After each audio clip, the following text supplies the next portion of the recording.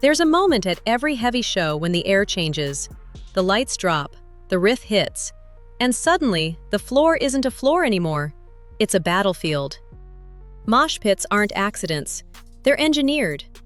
They're born from riffs so heavy they knock the breath out of your chest, from breakdowns so violent they flip a switch deep in your spine, from songs that don't ask you to move, they demand it.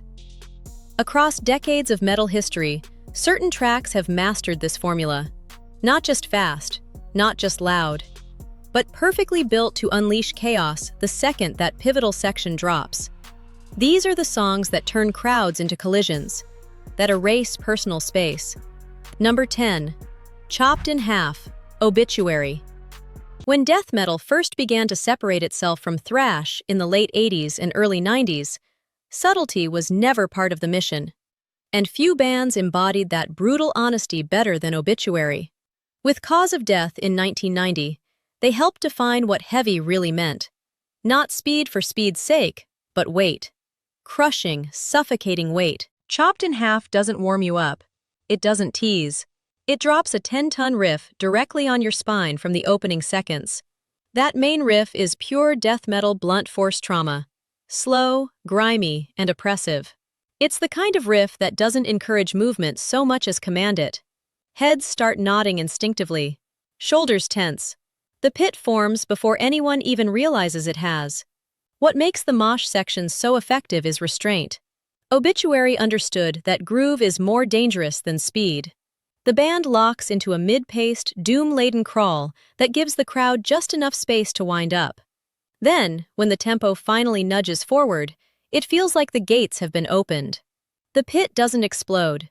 It surges. John Tardy's vocals sound less like lyrics and more like something being dragged out of the earth. They add to the physicality of the moment. You don't sing along. You snarl, shove, and swing. It's primal, almost ritualistic. Live, Chopped in Half, is a guaranteed pit starter. No theatrics. No build-up lights. Just bodies colliding to a riff that feels carved from stone. The song's structure practically engineers movement. Slow enough to be heavy, tight enough to be violent, and simple enough that everyone in the room understands exactly when to move. This track didn't just help define death metal. It taught generations of bands that mosh pits don't need speed, they need gravity. And Chopped in Half still pulls crowds toward the center like a black hole. Number 9. All Against All, The Haunted. After the breakup of At the Gates, something had to fill the void, and The Haunted stepped in with a sound that blended thrash precision with modern aggression. By the time Revolver dropped in 2004, they had perfected a style that was tailor-made for violent crowd movement. All Against All isn't just a heavy song, it's a mosh pit manual. From the opening riff, the track radiates hostility. The guitars are sharp and percussive, the drums hit with military discipline, and Peter Dolving's vocals drip with confrontation. This isn't a song about unity, it's about collision, about tension, about everything breaking down. What elevates the mosh section into legendary territory is how deliberately it's staged. The band pulls back just enough to let anticipation build, then slams the audience with a riff that feels like a starting gun. The pit doesn't form, it detonates. Circle pits open instantly. Walls of death appear without instruction. Everyone knows what to do. The music video famously captures this energy, with Dolving himself throwing his body into the pit, blurring the line between performer and participant. That moment perfectly encapsulates why the song works. It doesn't observe chaos, it joins it. Unlike slower groove tracks, All Against All thrives on momentum. The tempo is fast enough to keep bodies moving constantly. Number 8.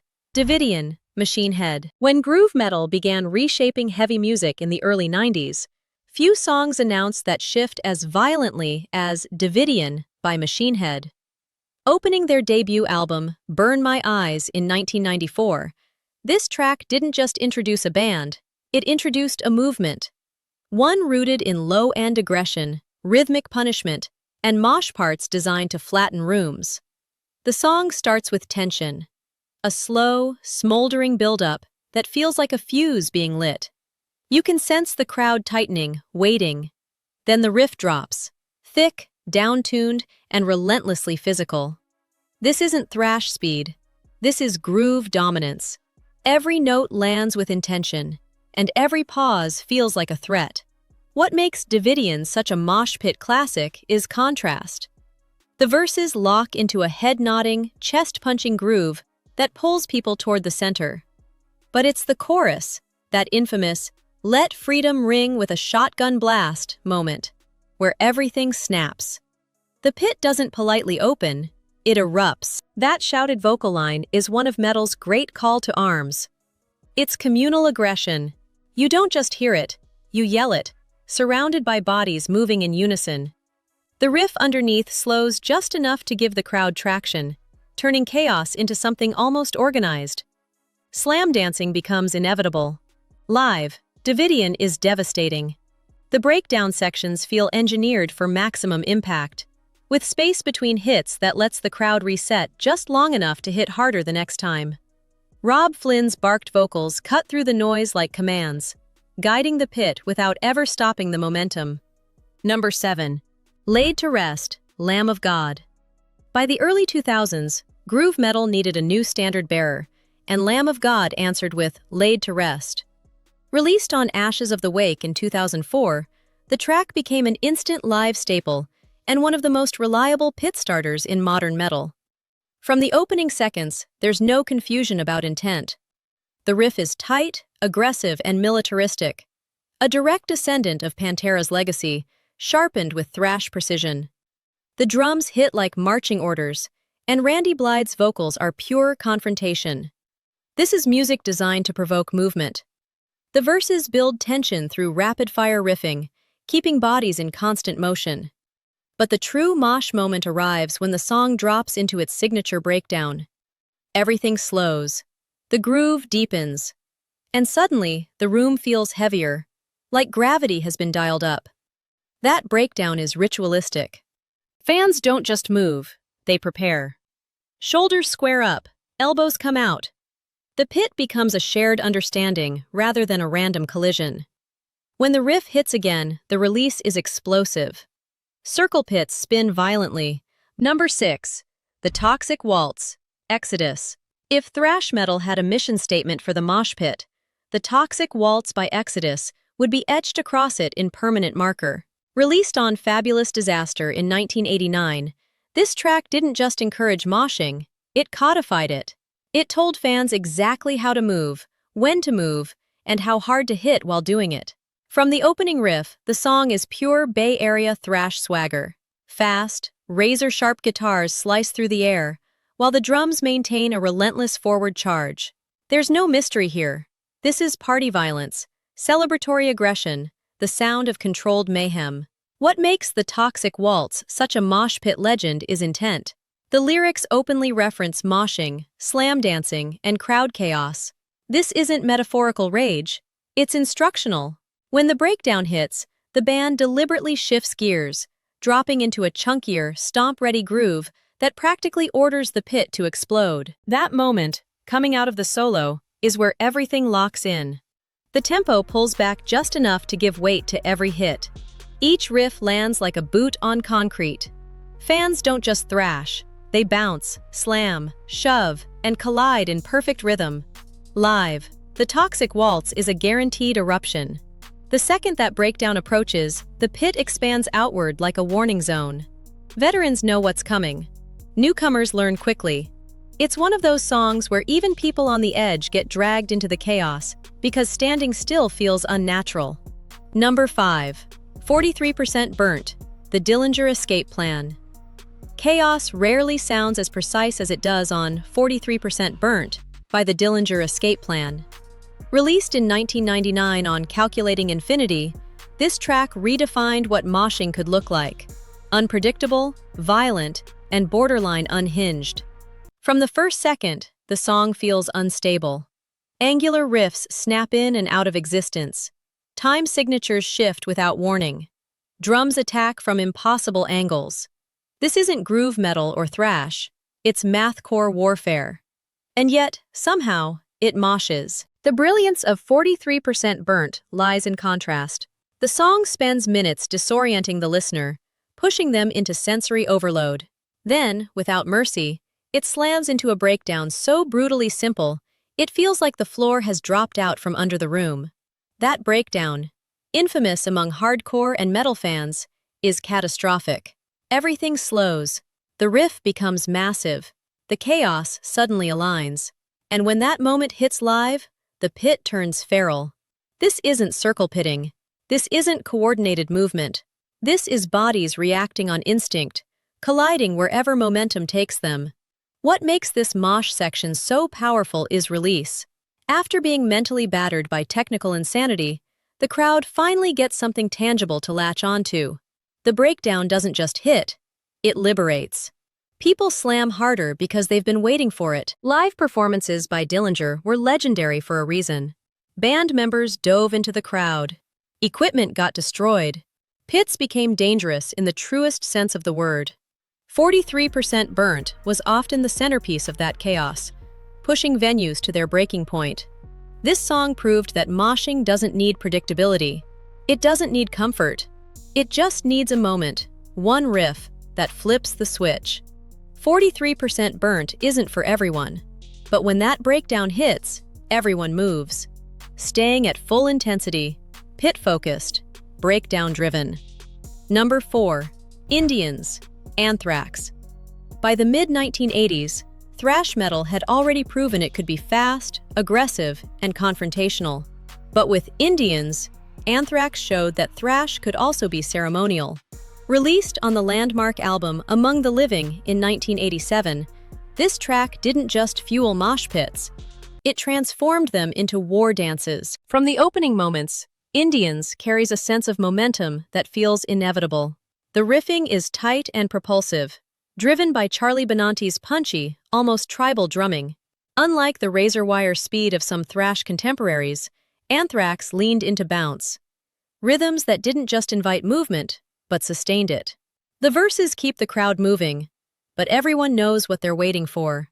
That breakdown.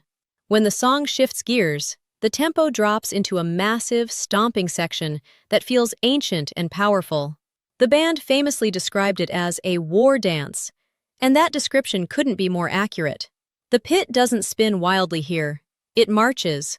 Bodies rise and fall in unison. Every hit lands heavy. Every step feels deliberate. This is one of thrash metal's greatest mosh moments because of its clarity. There's no confusion about when to move or how. The riff lays down the law, and the crowd obeys. It's not chaotic, it's commanding. Live, Indians is magnetic. As soon as the breakdown approaches, the pit widens instinctively. People brace themselves. When it hits, the floor feels like it's shaking. Fans aren't just moshing. They're participating in something collective, something ritualistic. Anthrax also deserves credit for accessibility. Indians brought thrash into wider consciousness thanks to heavy MTV rotation, introducing mosh culture to people who may have never experienced it before. And yet, despite that exposure, the song never lost its edge. Decades later, the breakdown still hits with the same force. It's timeless because it taps into something primal: rhythm, repetition, and release. Indians proves that the most powerful mosh parts aren't always the fastest or the most complex. Sometimes, they're the ones that make an entire room move as one. Number 3. Dead embryonic cells, Sepultura. When extreme metal entered the 1990s, few bands carried as much raw authority as Sepultura. And while their 1991 album Arise is stacked with pit-ready anthems, Dead Embryonic Cells stands out as a masterclass in how to build, punish, and finally unleash a crowd. The song begins with relentless thrash precision. The riffs are sharp, aggressive, and unyielding, driven by Max Cavalera's barked vocals and Igor Cavalera's ferocious drumming. The energy is constant, keeping bodies in motion from the start. But Sepultura were masters of patience. As the track progresses, it layers tension on top of tension. The riffs churn, the drums push forward, the pit stays active, but it's restrained, waiting. And then, around the 3.5-minute mark, everything changes. That riff hits. It's slower, heavier, more deliberate, and it feels like the bottom drops out of the room. This is the mosh moment that seals the song's legacy. The chaos that came before suddenly finds focus. Bodies slam harder. Movements get wider. The pit turns savage. What makes this breakdown so devastating is placement.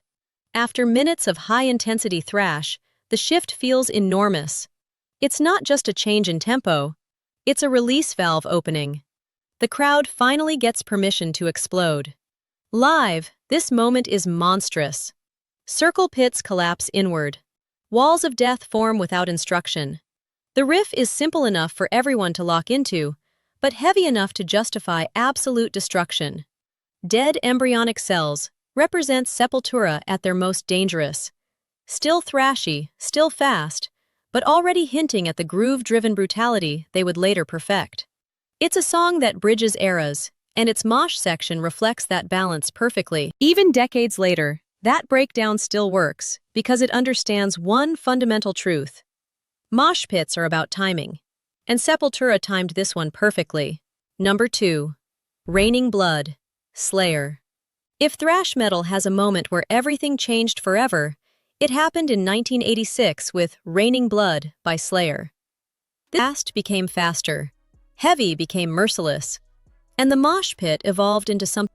Dave Lombardo's drumming is feral, pushing the tempo to near breaking point.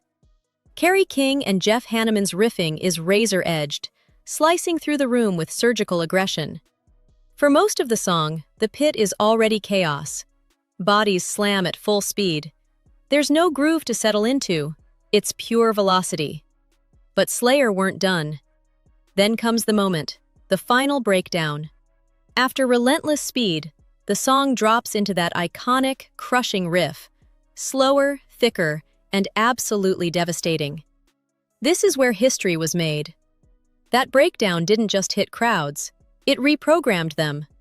Suddenly, the pit transforms from frantic thrashing into concentrated violence. Every hit lands harder because the tempo allows it. Every Slayer spends the entire song pushing the crowd to its limits, then gives them a final, slower riff to unload everything they have left. It's ruthless crowd psychology.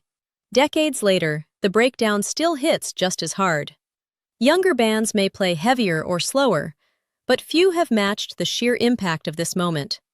Raining Blood didn't just influence mosh pits, it defined how destruction should feel. Number 1. Domination, Pantera. There are heavy songs, and then there are moments. Domination by Pantera is not just the greatest mosh song on this list, it may be the single most influential breakdown ever written in heavy music. Released on Cowboys from Hell in 1990, it proved that speed was optional, tuning was secondary, and groove was king. For most of the song, Domination moves with confidence. The riffs are thick but controlled, the drums tight, the vocals commanding. It's heavy, but it's patient. And that patience is crucial. Because when the breakdown hits, everything stops. The tempo drops. The riff slows to a crawl. Vinnie Paul's drums hit like falling pillars. Dimebag Darrell's guitar tone becomes seismic, each note ringing out like a verdict. And suddenly, the pit doesn't spin or bounce. It stomps. This breakdown is different from everything before it. It doesn't encourage chaos. It demands dominance. Bodies don't flail. They slam with intention. People move less, but hit harder. The air feels thicker. Time stretches. Live. This moment is legendary. Even people who don't mosh feel it in their chest. Pits widen instinctively, because everyone knows what's coming. When that riff lands, the floor shakes. Walls of death collapse inward. Entire crowds move as one. What makes Domination unmatched is simplicity. It's not fast. This breakdown didn't just end shows, it ended arguments. If mosh pits have a throne, Domination sits on it. Those were the riffs that turned floors into war zones and crowds into controlled chaos. But every pit has its own legends. Which song always sends you straight into the mosh? And which breakdown do you think hits harder than anything on this list? Drop your picks in the comments. We're watching.